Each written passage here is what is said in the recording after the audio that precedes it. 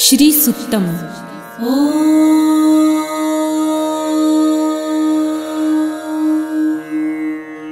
हिरण्यवर्णां हरिणीं सुवर्णरजतस्रजां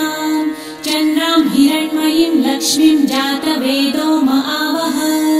ताम आवह जातवेदो लक्ष्मीमनपगामिनीं यस्यां हिरण्यं विन्देयं गामश्वं पुरुषानहम् अश्वपूर्वां रथमध्यां हस्तिनादप्रबोधिनीं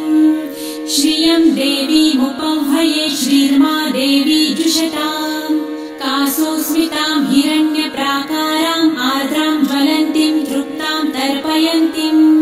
पद्मे स्थितां पद्मवर्णां तामिहोपह्वये श्रियं चन्द्रां प्रभासां यशसा ज्वलन्तीं श्रियं लोके देवजुष्टामुदारां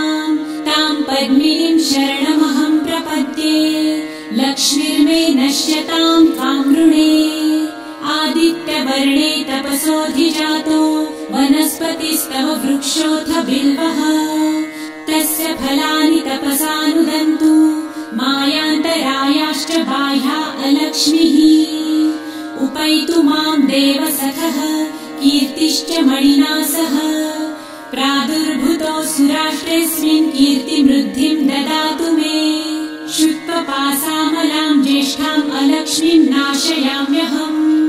अभूतिं समृद्धिं च सर्वानिर्णुद मे गृहात् गन्धद्वारां दुराधर्षां नित्यपुष्टां करिषिणीम् ईश्वरीं सर्वभूतानां तामिहोपह्वये श्रियम्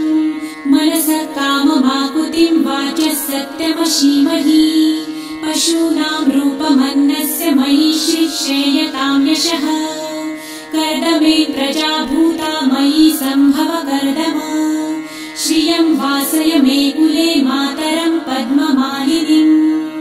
आपसृजन्तु सिद्धानि चित्रितवस मे गृहे निज देवीं मातरं श्रियं वासय मे कुले आर्द्रां पुष्करिणीं पुष्टिपिङ्गलां पद्ममालिनीं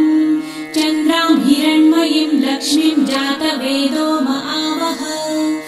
आर्द्रां यकरिणीं यष्टिं सुवर्णां हेममालिनीं सूर्यां हिरण्मयीं लक्ष्मी जातवेदो आवह ताम आवह जातवेदो लक्ष्मीमनपगामिनीं यस्यां हिरण्यं प्रभुतं गावो दासोऽश्वान् विन्देयं पुरुषानहम् यः शुचिः प्रयतो भूत्वा जिहुयादाजमन्वहम् सूक्तं पञ्चदशर्च च श्रीकामः सततं जपेत् पद्मानने पद्म उरु पद्माक्षी पद्मसम्भवे तन्मे भजसि पद्मक्षी येन सौख्यं लभाम्यहम्